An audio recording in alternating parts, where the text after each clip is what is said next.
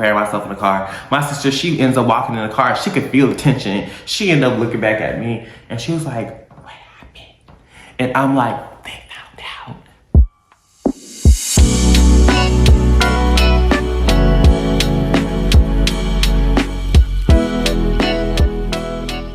Hey Millie gang, welcome back to another video on the Millie Experience. If you are new, welcome. If you've already been here, hey friend, how you doing?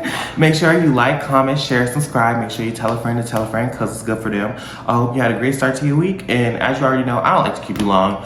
I really like to just get straight to the point, no lollygagging. So today's video is more so a little personal video. I'm going to be telling you about my coming out story. Now, this is just going to be part one because my coming out story kind of happened in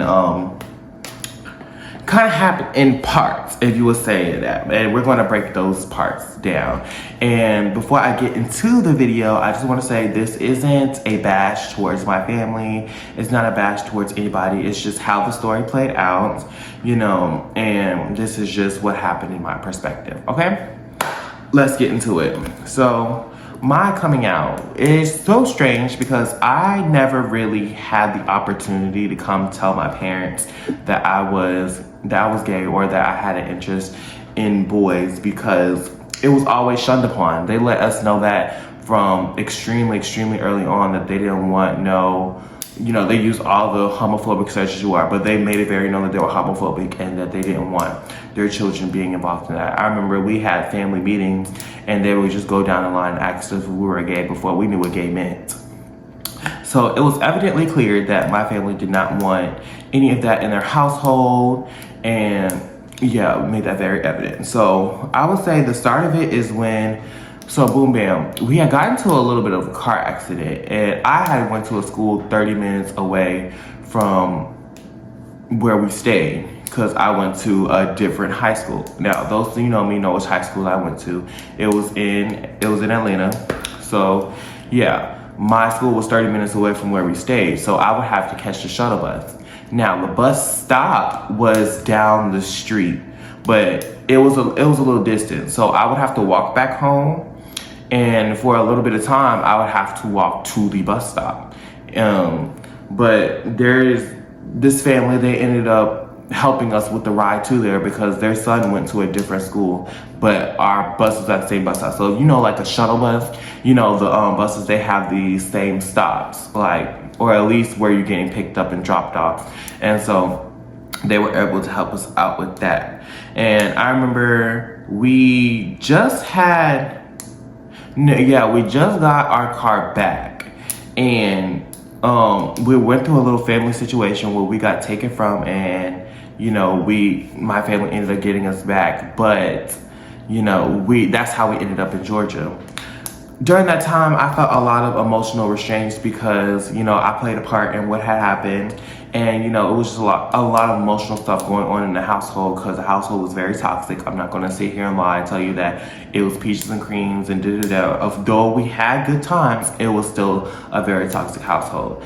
And I remember in my phone, my contact name for the house number was Don't Want to Go. Well, don't want to go where? Right. So, one day I'm just getting in school. My dad, he asked me to call the house number because he forgot something in the house, and I guess everybody was sleeping or he needed to get back in the house or something. So I dialed the house number, and of course it's going to show up as Don't Want to Go because that's the nickname I gave for the house. And I gave him my phone, and he was like, "Who is this?" And I was like, "That's the house number, but why is that your contact name?" It's like, "Cause I don't be wanting to go home. It's very toxic in there." And he was like, "Well, you need to change this by the end of the school day because if the school get a whiff of this and, you know, we're gonna be back in the same predicament where they taking y'all again and this is that and the third." I'm like, okay, whatever, I'll change it. So then I ended up changing it to When I Think Of because at that time I was a big Glee-holic and one of my favorite songs is When I Think of Home. And I love that song till today. So, boom bam. I ended up doing school that day. It was very normal, and this is where my life turned. But it already turned, but this is where it does a complete 360. So, I get I go to band practice, do what I need to do. My mom, she ended up coming to pick me up. And then we had to go pick up my sister from her high school because her high school was 30 minutes away from my high school was, but we were all in the marching band. So she went and got her. She was still in practice by the time we got there, so we waited. And so my mom, she looked at me and she was like, did you change the name of the contact in the phone? So I'm assuming her and my dad had a little bit of a conversation before, while I was away, and talk about when I think I was, I don't know the details of that conversation, but she came and asked me, she was like, did you change the name of the house in your phone? And I was like, ooh. But I did. I was like, yeah, I did. And she was like, let me see. Now me, I was always a difficult person because I didn't want nobody going through my phone anyway.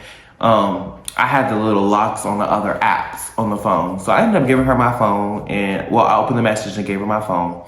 And, you know, she saw the house number was changed to When I Think Of.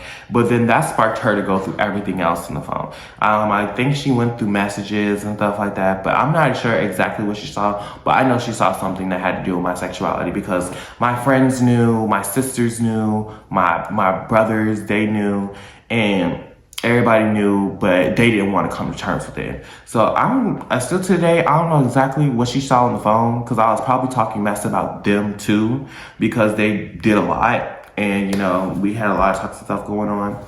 But I was never the type to do anything sexual with guys anyway. When I first noted that I like guys, I would never engage in like sexual acts with them anyway. So their reaction to the situation kind of threw me off and it kind of led me to have a little bit of resentment for them. So she ended up reading it. She scrolled through the phone. She saw it. She saw something. And she looked at me and she was like, oh, really? I can't.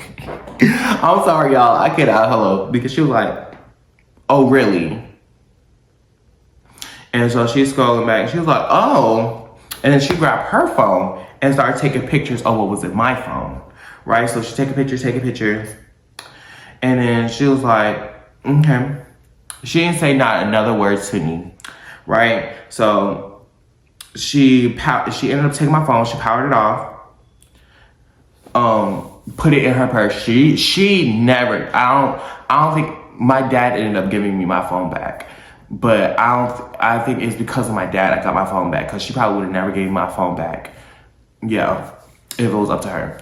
So she's, as soon as she put my phone in her purse and she turned off her phone, my sister then came to the car. Y'all, this is too much. Because my dad, he was known for beating the shit out of us. Like, ooh, sorry to cuss you too, but he was known for beating the dog. Like, he beat us like niggas. It is what it is. My dad was known for just beating the shit out of us. But yeah, so I'm already knowing it's gonna be some stuff when I get home. So I'm over here mentally preparing myself in the car. My sister, she ends up walking in the car. She could feel the tension. She ended up looking back at me and she was like, what happened?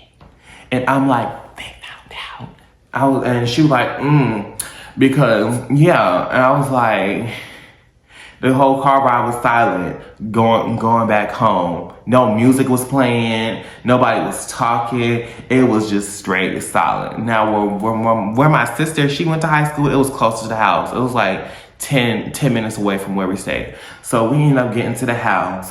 And I ended up running to my sister's room. And I ran to my sister's room because it was me, my sister, and we had just had a new baby.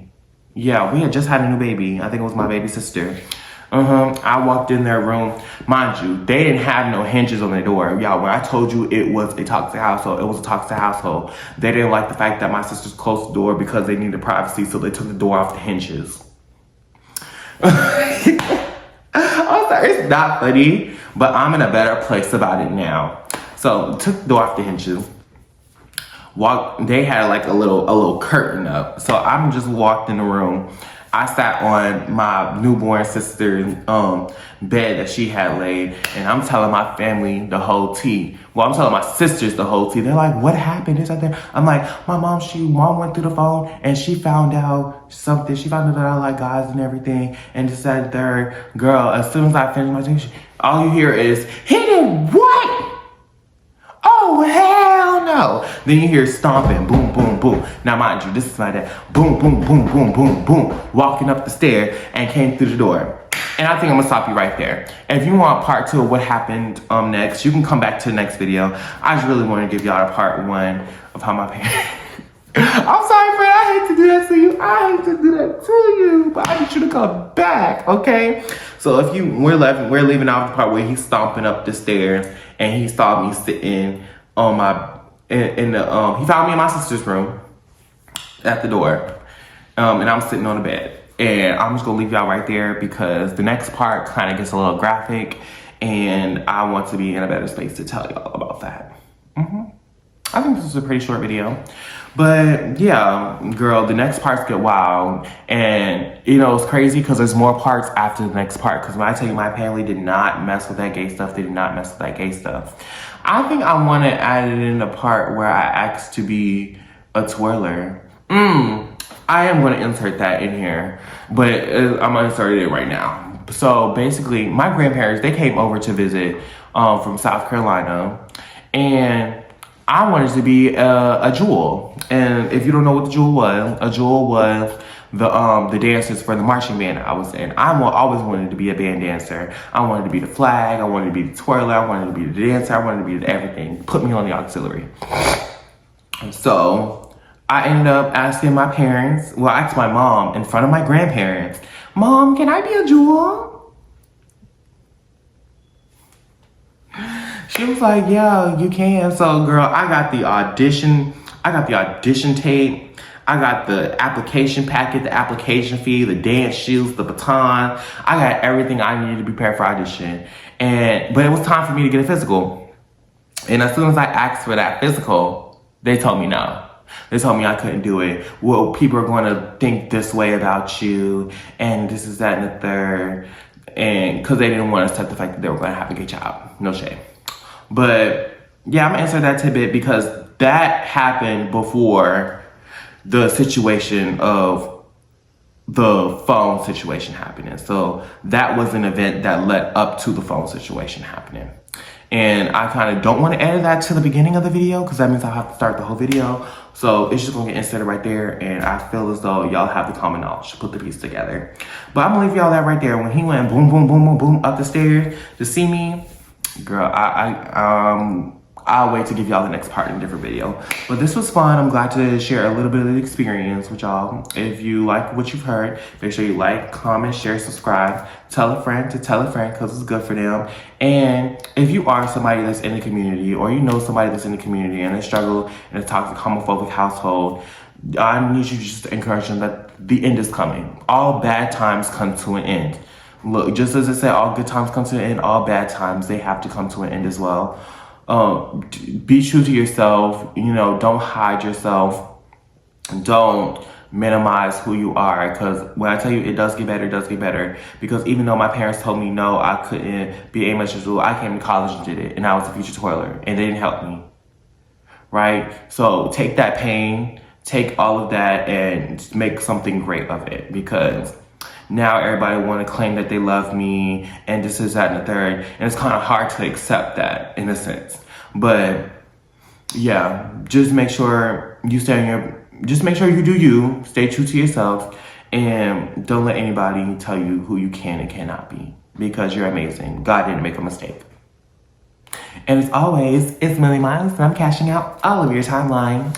Later. Mwah.